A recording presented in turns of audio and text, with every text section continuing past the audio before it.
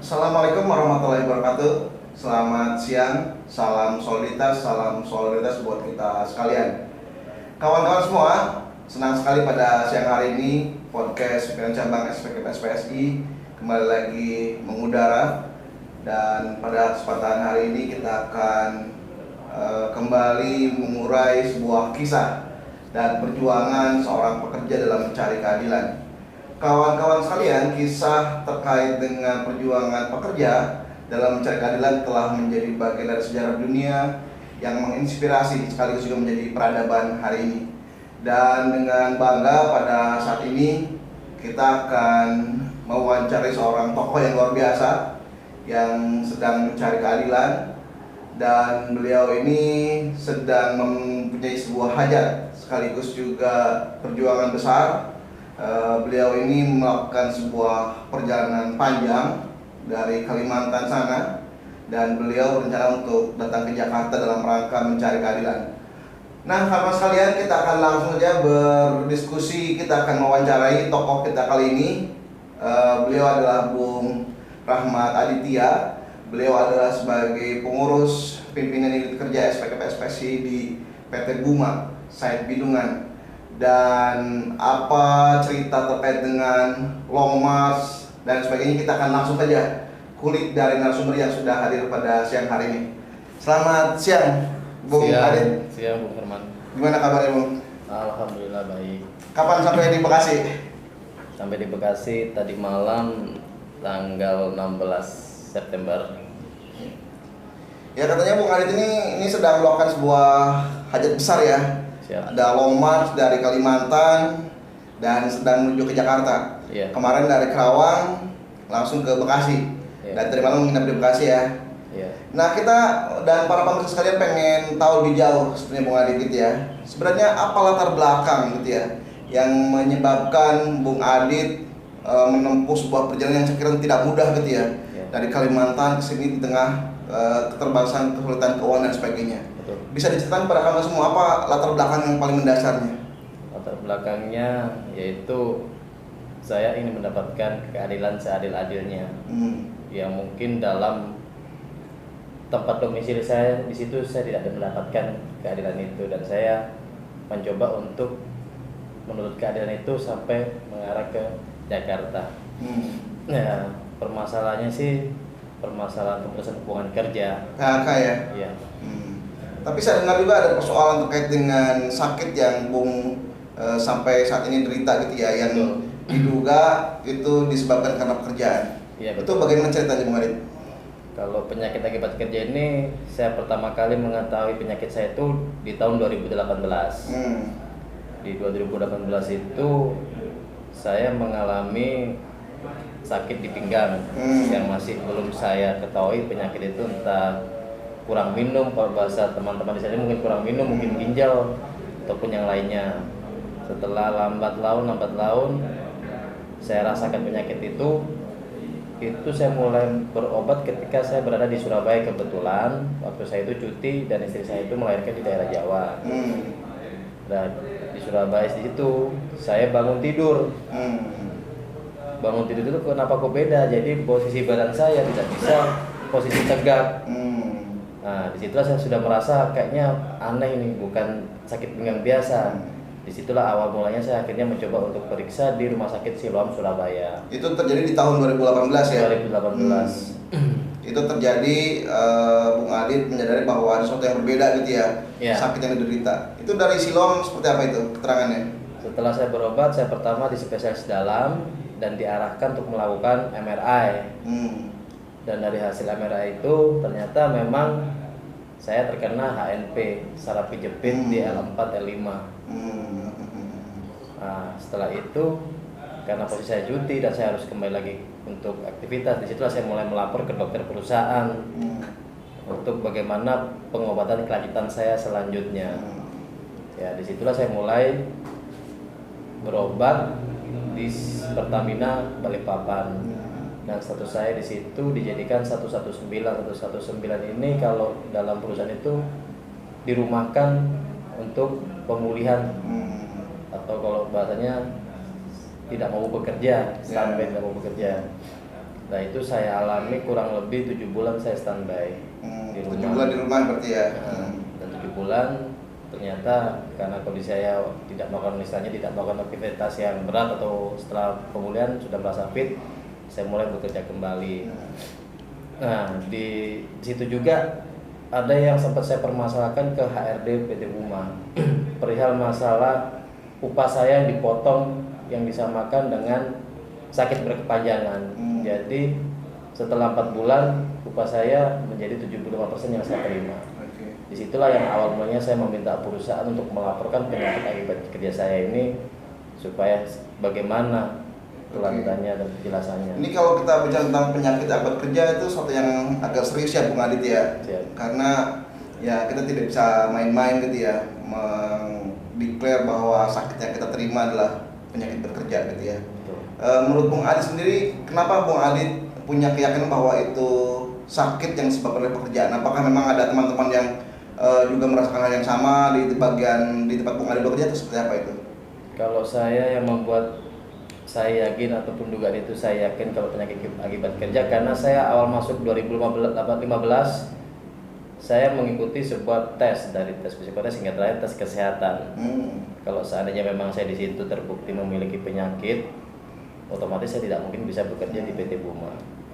Dari 2015 dan 2018 itu saya merasa sehat. Ketika awal 2018 itu saya merasakan sakit yang saya derita itu. Dan yang kedua, hampir banyak rata-rata teman-teman itu yang mengalami sakit pinggang tersebut.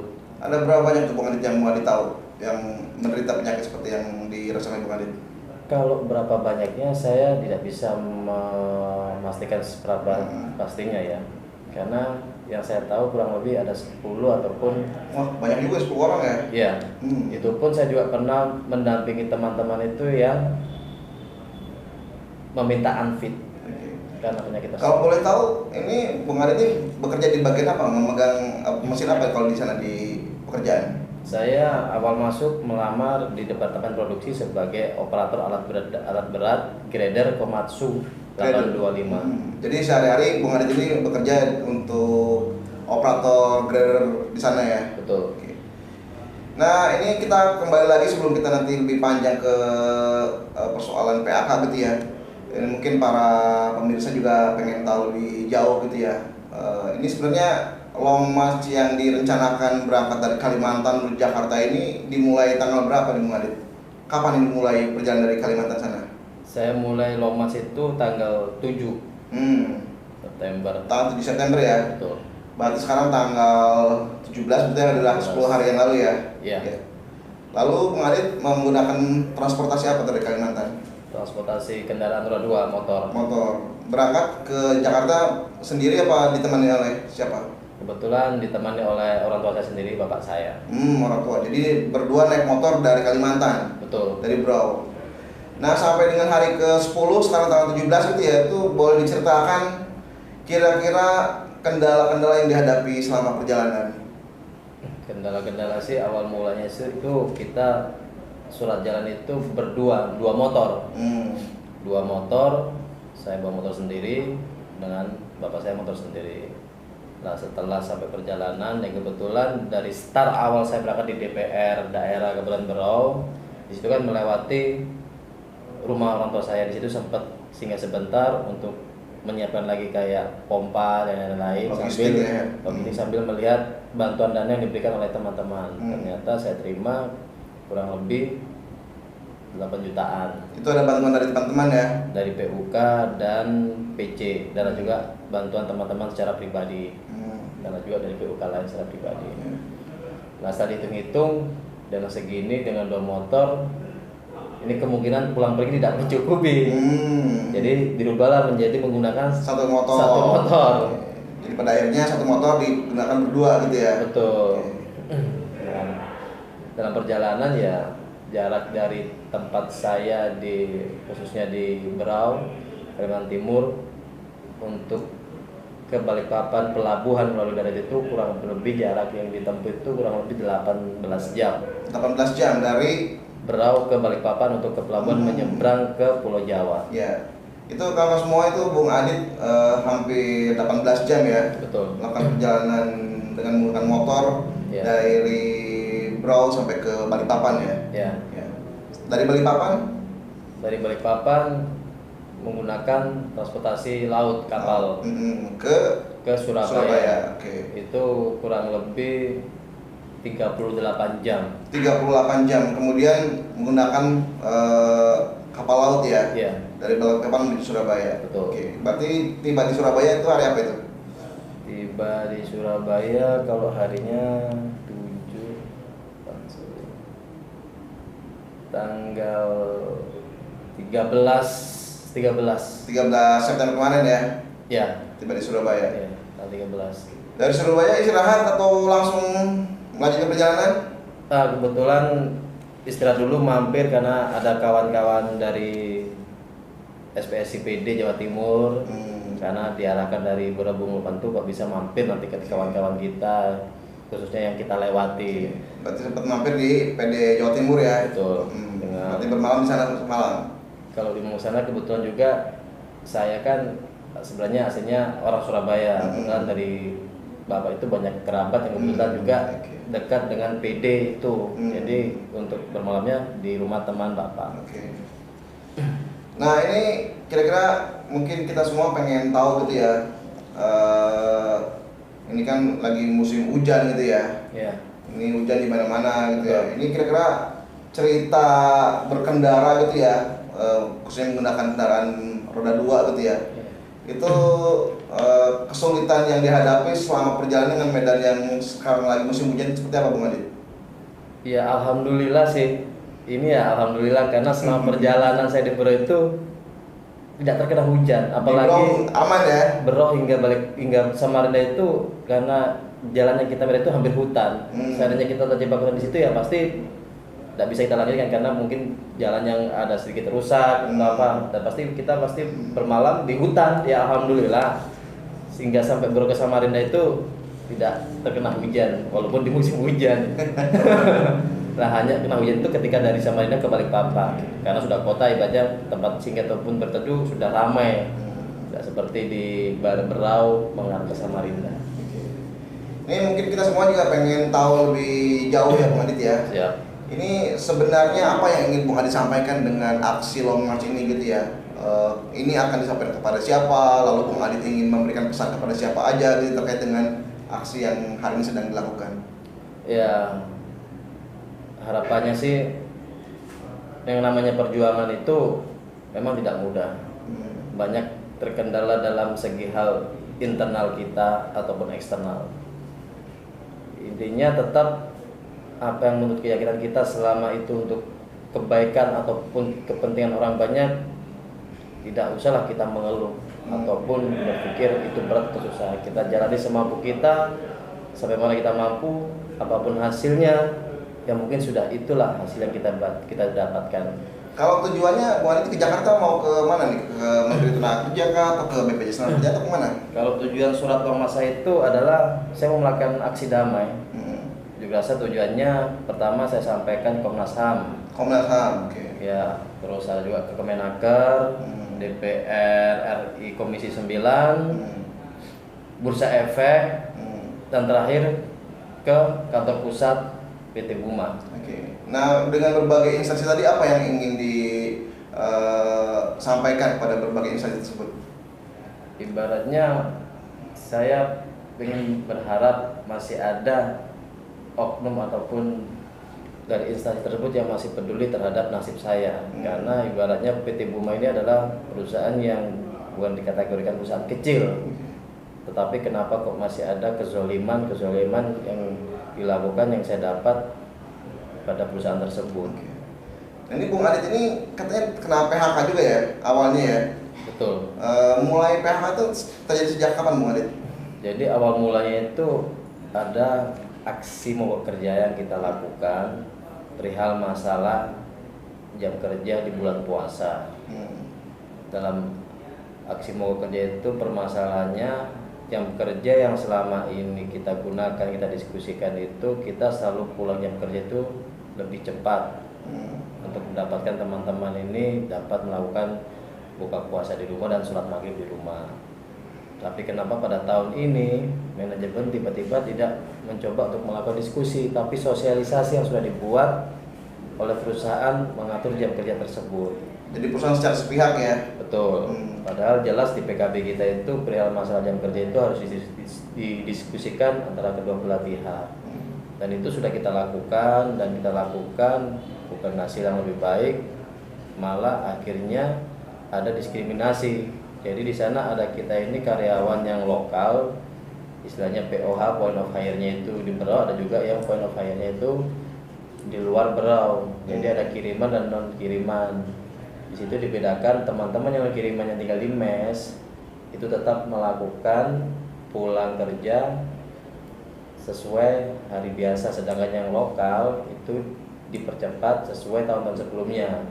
Disitulah awal mula anggota kita yang memaksa kita untuk meminta kejelasan apa bedanya kita ini sama-sama anggota SPSI, sama-sama sebagai karyawan, kenapa ada diskriminasi jam kerja. Disitulah kita. Itu awal mulanya ya. Ya. Oke. Nah setelah itu ada aksi yang dilakukan. Ya, dilakukan aksi tersebut mogok kerja. Jadi dengan hasil diskusi di sini kita lakukan, hasil akhirnya kita mendapatkan jam kerja semua normal, tidak ada jam kerja seperti tahun sebelumnya. Disitulah aksi spontan kita lakukan untuk melakukan aksi mogok kerja tersebut. Dampak dari mogok tersebut, Bung Adit kena PHK gitu ya? Itu belum. Belum. Jadi aksi mogok kerja belum. pertama itu dilakukan pada tanggal 3 April tahun 2022. Tahun ini ya? Iya, betul. Ya. Dari aksi tersebut adalah diskusi lagi. Akhirnya diskusikan, ketemu dari aksi itu, ketemu pimpinan dari perusahaan menyampaikan akan memberikan jawaban dalam waktu 2 hari. Nah, dan itu kita bekerja normal, dan aksi tersebut pun itu kita dihitung masuk kerja. Aksi mogok tanggal 3 itu dihitung masuk kerja, dan hanya kita lakukan kurang lebih 2 jam. Setelah 2 hari kemudian, bukannya hasil ataupun diskusi dipanggil oleh perusahaan, tetapi 2 kompi Brimob disiapkan untuk berjaga-jaga di lokasi kerja. Nah, disitulah timbul lagi diskusi lagi, kita diskusikan, dan sampai tanggal 8 dan tanggal 9 kita diskusikan yang difasilitasi oleh Polres bagian Pintel. Di situ kita ada namanya MOM kesepakatan. Di MOM kesepakatan itu kita sudah buat dan tidak dipermasalahkan lagi masalah aksi tanggal 3 itu. Bahasa di diskusi itu, tapi selama itu kita tidak pernah tahu hasil notulennya itu apa, karena pada waktu itu yang menandatangani adalah ketua dewan manajemen. Itu terjadi di bulan April ya? Bulan April. Dan ketika itu sudah selesai, kita kerja ke normal lagi. Jadi sempat bekerja secara normal dulu ya? Ya. Dan di perjalanan waktu itu ternyata perusahaan ada yang melanggar diskusi kita waktu difasilitasi oleh Polres perihal masalah jam kerja akhir shift, pergantian shift, yang dimana di diskusi itu disampaikan bahwa perusahaan tidak melakukan HSC. Apa itu HSC? Itu perubahan shift change setelah unit datang. Jadi posisi unit itu tidak dimatikan, jadi datang shift sebelah langsung pergantian shift. Nah, terjadinya PHK itu di bulan apa itu kemarin? Itu masih belum. Itu setelah itu karena ada pelanggaran itu lagi dan juga diskusi yang banyak dilanggar. Disitulah kita mulai melakukan lagi aksi unjuk rasa yang dilakukan pada 24 April. Nah, tanggal 24 April itulah kita melakukan unjuk rasa kembali ya, karena ada poin-poin yang dilanggar oleh perusahaan. Betul. Nah, setelah aksi damai itu berjalan, yang sebenarnya kita melakukan aksi itu selama 7 hari, akhirnya kita hanya melakukan aksi itu 1 hari. Itu pun sudah kita lakukan sesuai prosedur pemberitahuan ke instansi terkait dan diamankan juga oleh Polres Berau dan berjalan lancar, tidak ada permasalahan hingga selesai.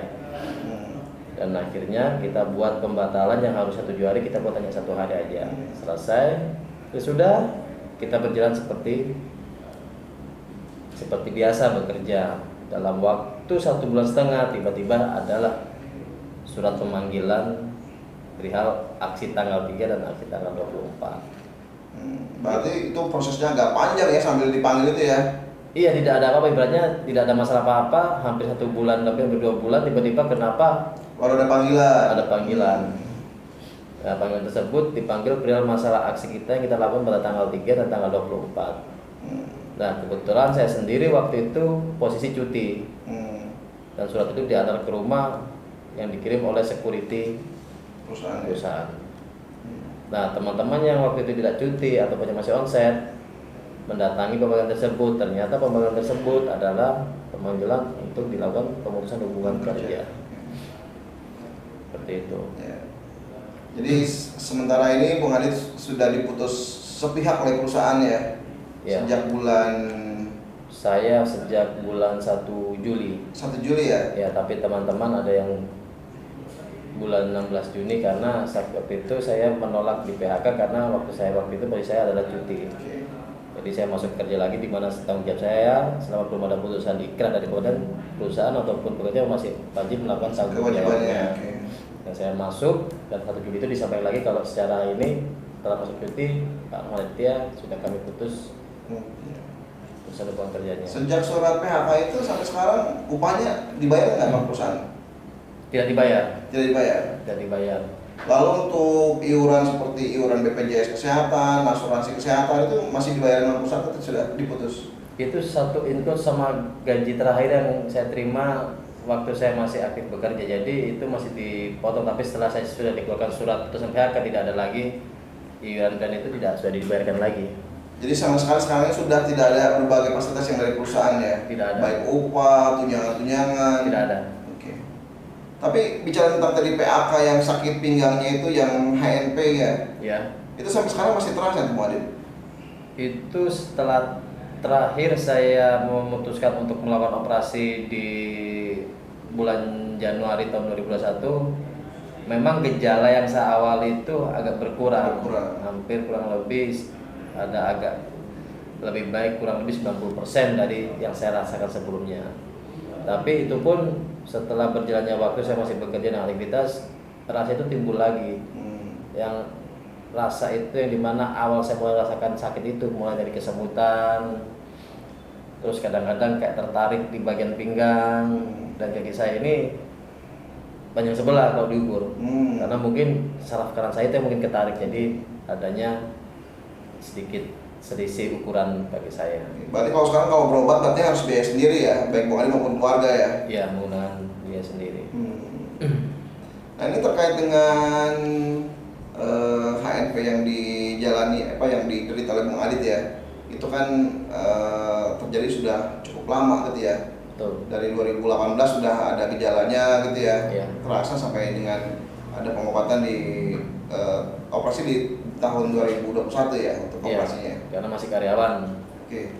Nah untuk upaya bahwa itu bagian dari PAK gitu ya, apa yang sudah Bung Adit lakukan untuk membuktikan bahwa itu adalah bagian dari penyakit hebat kerja gitu ya?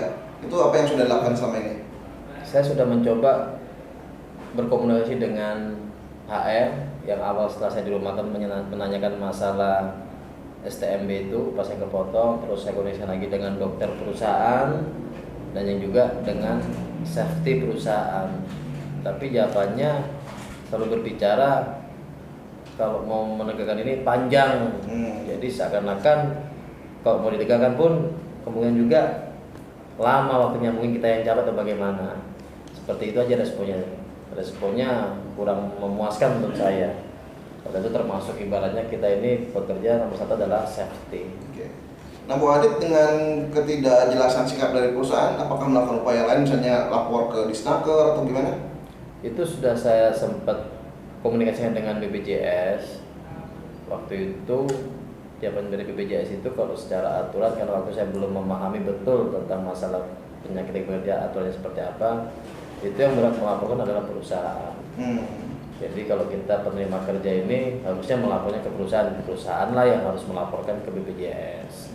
Dan akhirnya dari BPJS itu di situ dikasih tahu dan saya coba komunikasi lagi ke pengawasan tenaga kerjaan. Kurang lebih jawabannya itu sama. Dan terakhir setelah saya pelajari lagi Permenaker, tata cara pelaporan Permenaker nomor 5 tahun 2021. Di situ ternyata kita bisa memberitahukan ke pengawasan, yaitu penerima pekerja, ahli waris ataupun keluarga. Disitulah saya mulai membuat pengaduan itu yang saya berikan ke pengawasan tenaga kerjaan. Nah, dari pemberitahuan itu pengawas membuat apa tuh? Ada semacam BAP yang dibikin atau gimana? Ya, dari pelaporan pengaduan itu akhirnya pengawas mulai memanggil saya untuk melakukan BAP, menerima pengaduan saya untuk melakukan BAP untuk menyelesaikan pengaduan saya akibat penyakit akibat kerja itu. Sampai hari ini ada progres untuk pemberitahuan ke Disnaker, apakah sudah ada hasilnya, ada tindak lanjut dari Disnaker? Terakhir saya berangkat itu Disnaker sudah melakukan pemanggilan terhadap perusahaan Sudah dipanggil untuk BAP dari perusahaan, cuma kebetulan dokternya itu posisinya cuti. Itu info terakhir yang saya terima dari pengawasan Pak Anton dari Kabupaten Provinsi Samarinda, Provinsi Kota ya Samarinda. Baik, Bu Adit, ini mungkin pertanyaan terakhir gitu ya.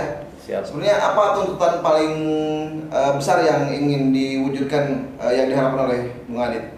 Tuntutannya sih pertama, harapannya saya masih pengen bekerja kembali. Dipekerjakan kembali di perusahaan. Betul. Ya. Yang kedua,